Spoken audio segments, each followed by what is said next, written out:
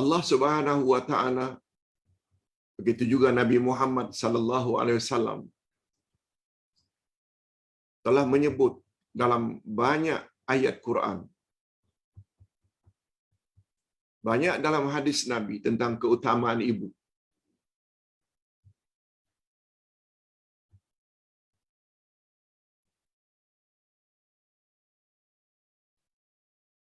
Pertanyaannya, Pak Ustaz, bagaimanakah kedudukan doa seorang ibu yang sangat marah kepada anaknya yang membelanya, padahal anak tersebut suruh ibunya makan obat, suruh ibunya mandi, bersihkan badan, malah suruh ibunya salat, lalu dimarahi, marah sangat. Apakah anak tersebut termasuk anak yang durhaka? Bagaimanakah dengan kedudukan doa ibu itu?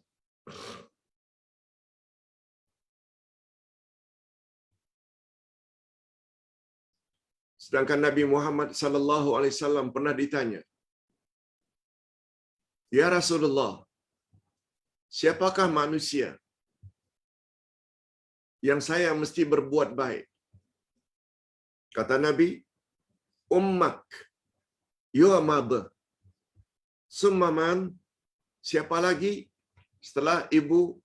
Ummak, your mother. Sampai 3 kali berturut-turut. Your mother, ibumu, ibumu, ibumu. Kemudian bila ditanya siapa lagi, kali yang keempat, baru Nabi jawab, abaka, your father.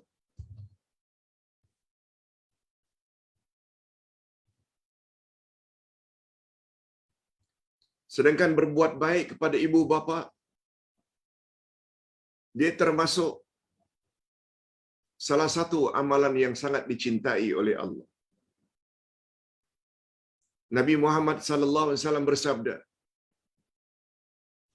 amal yang paling baik, amal yang paling disukai oleh Allah, pertama, salat pada awal waktu. Salat pada awal waktu. Yang kedua, birrul walidain, berbuat baik kepada kedua ibu bapa. Dan yang ketiga, jihad fisabilillah. Coba lihat, berbuat baik pada ibu bapa diletakkan nomor 2. Jihad fisabilillah itu diletakkan nomor 3. Menunjukkan betapa penting berbuat baik pada ibu bapa.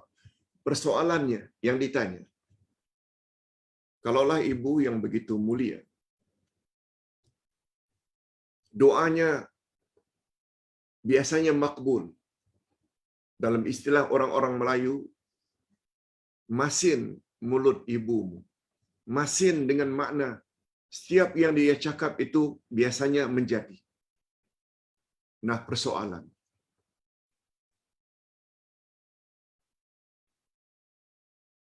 kalau ibu yang tidak mau makan obat yang diberi oleh dokter untuk penyakit yang dia sedang hidapi, kita patut diam saja ke Pak Ustaz? Sebab bila disuruh dia marah. Ibu yang beberapa hari tak mau mandi, kita suruh. Kalau kita suruh dia marah. Marah sangat. Apakah kita patut diam saja ke? Lebih-lebih lagi kalau dia tidak salat. Padahal salat itu sangat disuruh oleh agama selagi dia waras.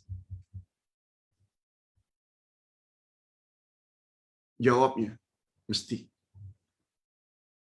Anak mesti nasihatkan ibunya, bapaknya, segala perkara-perkara yang boleh membawa kebaikan untuknya. Suruh bersihkan badan, suruh mandi, suruh salat, suruh makan obat. Macam mana kalau mereka marah, Pak Ustaz? Ini persoalannya. Malah doa yang bukan-bukan, penjelasannya dalam Al-Quran.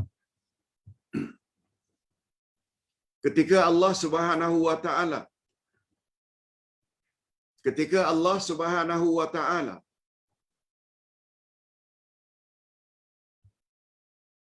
menyuruh berbuat baik pada ibu bapa, dan berbuat baik pada ibu bapa, Ustaz pernah sebut, sangat mustahak, sangat penting. Sebab kaedah dalam ilmu tafsir, bila sesuatu mengiringi perintah penting, maka dia akan menjadi penting. Bila sesuatu perintah dari Allah mengiringi perintah penting, dia termasuk penting. Aqimus salah wa atuz zakah. Dirikan salat dan keluarkan zakat. Semua kita tahu salat itu penting.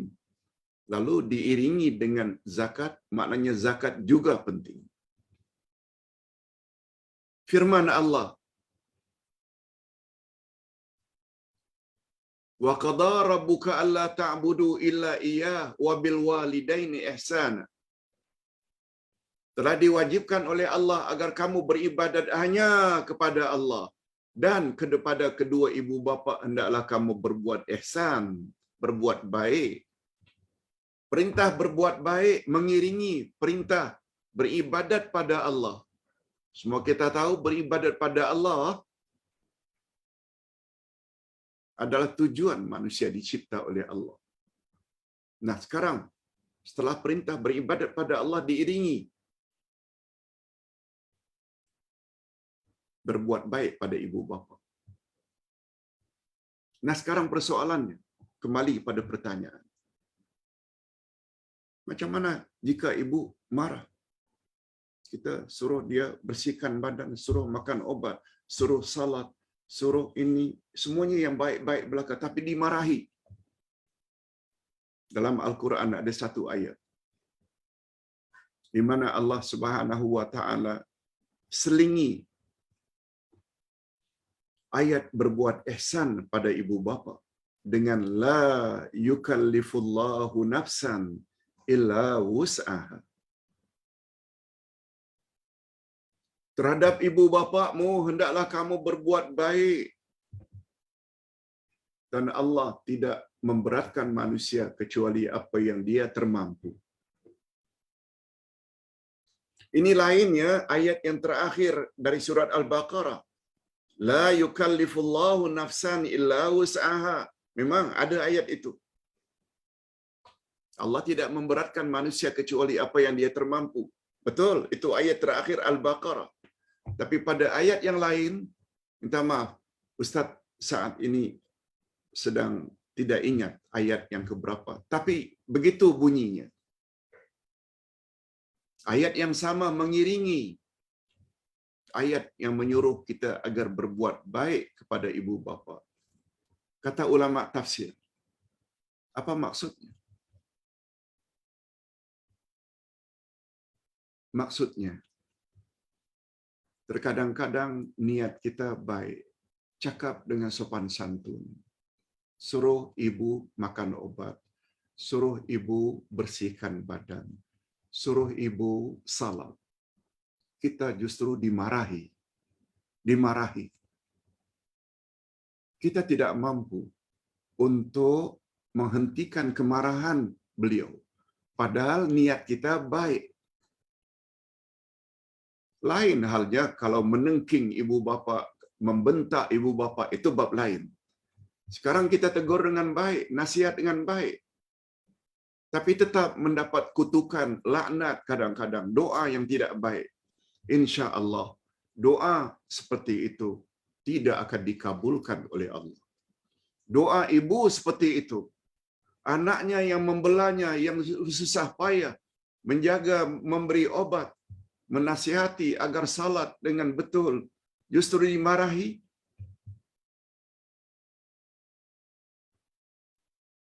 Samalah halnya kalau kita menyampaikan kebenaran ilahi. berdasarkan Quran dan Sunnah.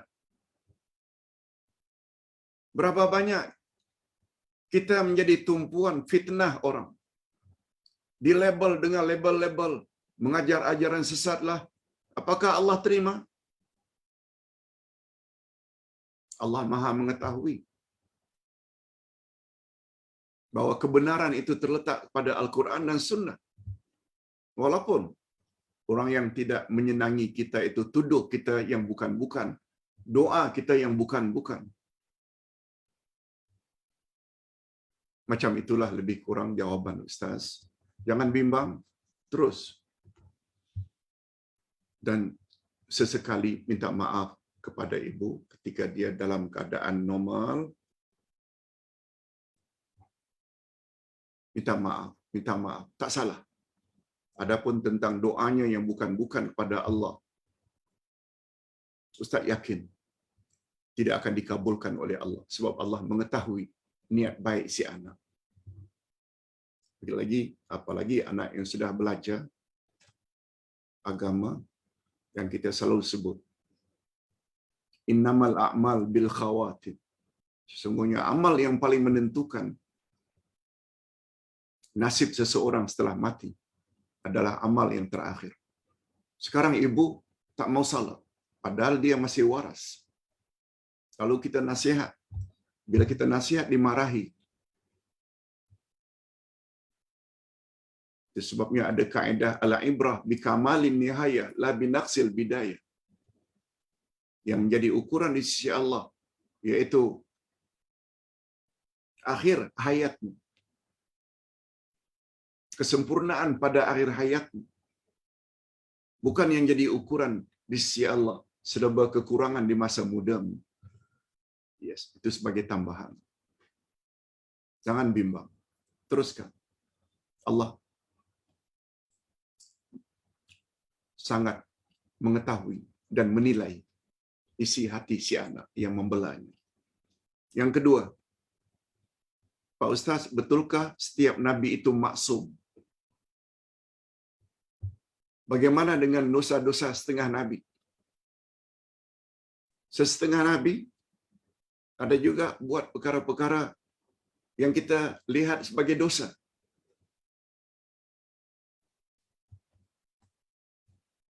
Seperti Nabi Adam yang melanggar larangan Allah, makan buah larangan dalam syurga, sehingga Allah usir dari syurga. Nabi Ibrahim pernah berbohong untuk menyelamatkan dirinya. Ketika ditanya, kamukah yang telah membelasah dan menghancurkan patung-patung sembahan kami? Ibrahim kata tidak. Kamu tanyalah pada berhala yang paling besar. Di tangannya pun ada kapak. Jangan dia yang belasah. Nabi Ibrahim juga pernah menjawab ketika ditanya, siapa wanita bersamamu itu oleh Raja Sinan, Raja Mesir yang jahat? Sebab Sarah orangnya cantik. Kata Ibrahim, hiya ukhti. Sebab raja itu paling suka dengan istri orang. Ibrahim tidak jawab, Sarah itu zaujati, my wife. Tidak. Tapi Sarah itu ukhti, my sister. Itu. Kalaulah itu dikatakan dosa, itu bukan dosa. Sebagaimana Nabi Adam makan buah-buahan. Dosa, memang dosa. Tapi ada pencerahannya. Nabi Yunus meninggalkan kaum. Sehingga akhirnya dia ditelan.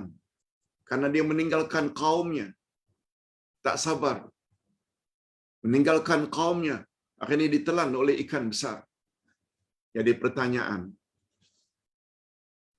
Dikatakan bahwa setiap Nabi itu maksum. Tapi mengapa mereka buat itu? Jawaban yang pertama.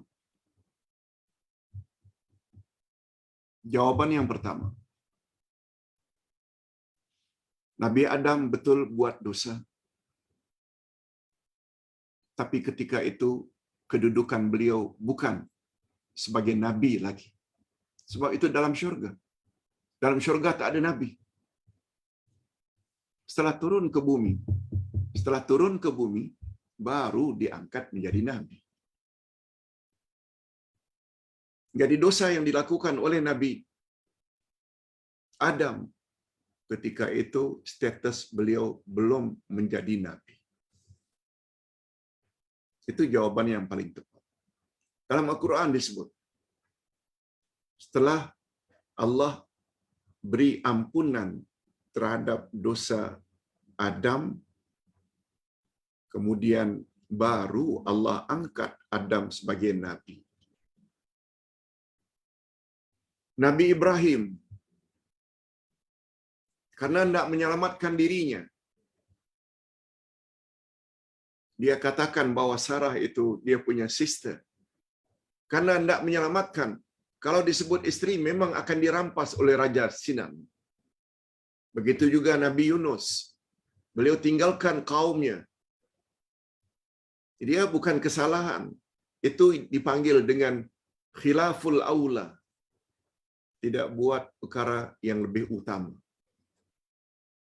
Tanpa izin Allah, dia tinggalkan kaum.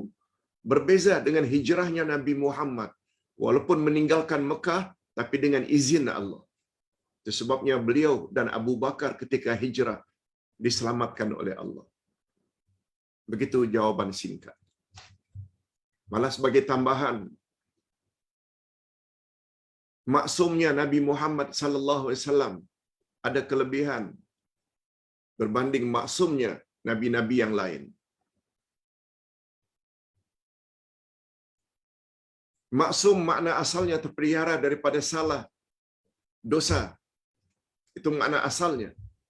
Tapi untuk Nabi Muhammad sallallahu alaihi wasallam, beliau maksum bukan hanya terpelihara dari dosa, tapi baginda diberi oleh Allah kelebihan, yaitu terpelihara daripada dibunuh. Nabi Muhammad tidak boleh dibunuh. Sebab baginda Rasul yang terakhir. Baginda tak boleh mati sebelum ajaran Allah sempurna diturunkan kepada baginda untuk disampaikan. Sebab setelah baginda tidak ada Rasul lagi.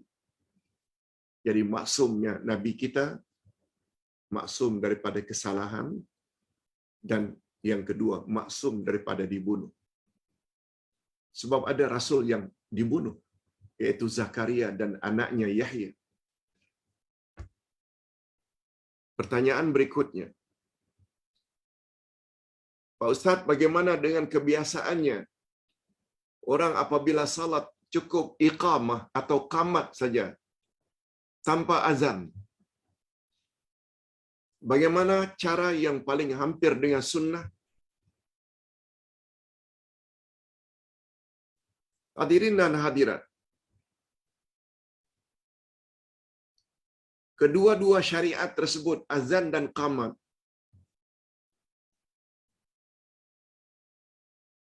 mempunyai fungsi atau tujuan tersendiri. Azan untuk memberitahu orang ramai tentang masuk waktu. Iqamah menjelang salat memberitahu pada orang ramai, para jemaah, bahwa salat akan didirikan. Oleh sebab itu, apabila rumah kita berdekatan dengan masjid, surau, sudah dilaungkan azan, rumah kita pun mendengar, tak payahlah azan lagi.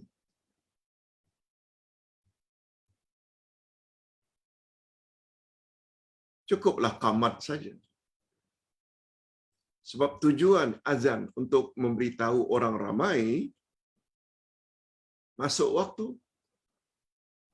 Orang ramai dah tahu dah. Keluarga kita dah tahu dah. Azan yang baru dilaungkan didengar bersama.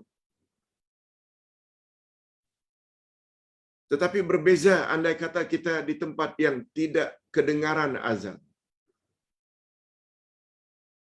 Untuk masyarakat yang kecil umpamanya ada beberapa rumah, 2-3 buah rumah, masuk waktu kita azan dulu. Sebab rumah kita jauh dari masjid dan surau. Tak mengapa. Sebab Nabi Muhammad sallallahu alaihi wasallam pernah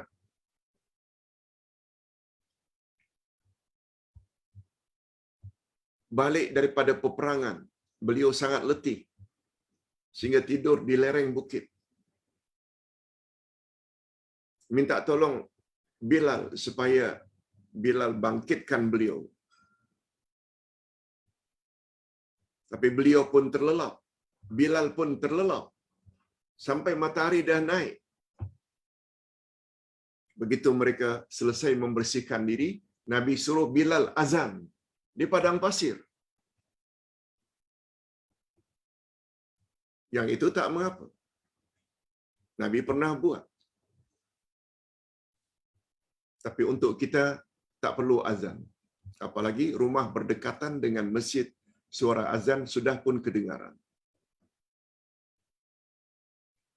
Cuma yang kita tidak setuju ini, kadang-kadang nak masukkan jenazah dalam kubur pun azan. Bila ada orang nak berangkat naik haji pun azan. Dari mana ini semua? Yang datang dari Nabi selain azan masuk waktu, juga perlu azan bila terjadi kebakaran. Sebab kata Nabi,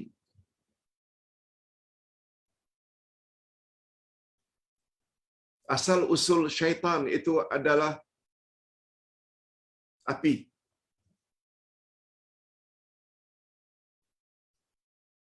Oleh sebab itu, apabila terjadi kebakaran, maka ada salah seorang daripada sekian ramai azan. Yang lain simbah dengan air. Jangan semuanya azan. Cukup seorang saja azan. Karena iblis daripada api. Itu api. InsyaAllah azan dapat turut memadamkan api. Wallahu a'lam.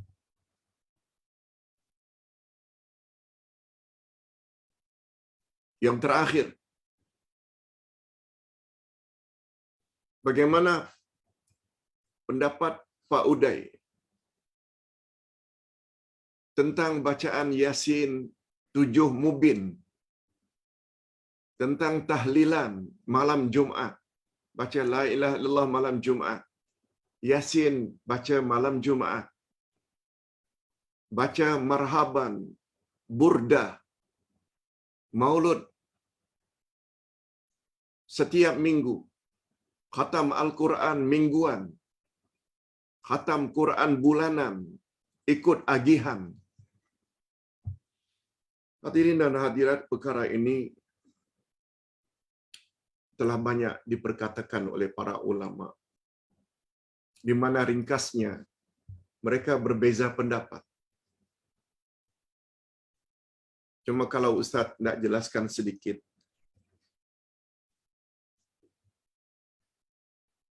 tentang cara membaca Quran dengan agihan supaya dapat khatam dalam sebulan, dapat khatam dalam seminggu. Si fulan ditugaskan baca surah ini, surah ini, surah ini. Si fulan pula surah ini ada 10 orang akhirnya khatam setiap bulan. Walaupun cara demikian tidak pernah datang dari Nabi sallallahu alaihi wasallam. Tapi andai kata mau dibuat, tidak ada salahnya. Namanya pun membaca Al-Quran. Cuma kaifiat caranya saja. Dengan cara demikian kita merasa termotivate, terdorong, rajin membaca. Bukan riya, tapi lillahi ta'ala. Tapi memang ada kesannya, terdorong. Rajin jadinya membaca Al-Quran. Tidak salah insya-Allah. Tetapi tentang Yasin 7 Mubin tak pernah datang dari Nabi. Bacalah surat Yasin seperti biasa. nasihat Ustaz Abdullah Yasin. Jangan hanya baca Yasin malam Jumat.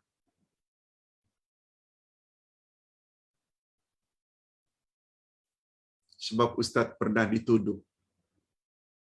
Namanya saja Abdullah Yasin. Orang baca Yasin pun dilarang. Hadirin dan hadirat, kita bukan melarang membaca Yasin. Menetapkan Yasin hanya malam Jumat atau hari Jumat. Coba datangkan dalilnya. Tak ada. Kalau membaca surah Al-Kahfi pada hari Jumat, memang ada hadisnya. Riwayat Imam Muslim.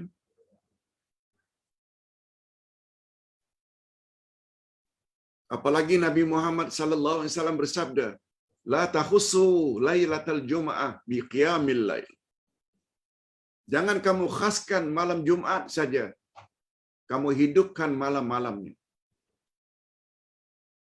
Tahajud malam Jumat saja, witir malam Jumat saja, baca Yasin malam Jumat saja. Sebaiknya jangan. La takhussu, jangan khaskan. Tetapi sesekali malam Ahad, sesekali malam Rabu, sesekali malam Jumat, sesekali malam Sabtu, no problem. Yang tak boleh jangan khaskan. Tetapi dalam surah Al-Kahfi, tentang surah Al-Kahfi, Nabi sebut, siapa yang membacanya pada hari Jumat, ganjarannya ini.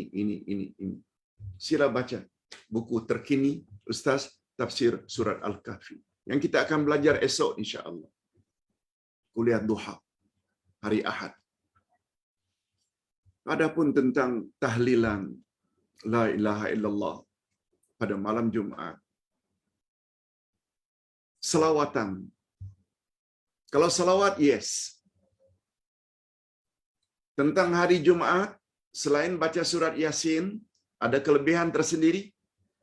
Juga selawat pada hari Jumat ada kelebihan tersendiri. Walaupun berselawat setiap hari adalah sangat dianjurkan, lebih-lebih lagi dianjurkan bila dilakukan pada hari Jumat, sebab ganjarannya lebih besar. Itu saja. Ustaz pernah sebut sebelum ini, jangan tetapkan zikir-zikir tertentu untuk hari-hari tertentu. No. Tak pernah datang dari Nabi sallallahu alaihi wasallam. Tetapi untuk selawat, utamakan pada hari Jumaat, baca surat Yasin, utamakan pada hari Jumaat, yes, dia ada kelebihan tersendiri. Jawaban singkat daripada Ustaz. Bila ada perbezaan pendapat macam itu, kita buatlah mana yang terbaik. Dan yang terbaik bila ada dalilnya dari Nabi sallallahu alaihi wasallam. Sekian dulu, mudah-mudahan ada manfaatnya.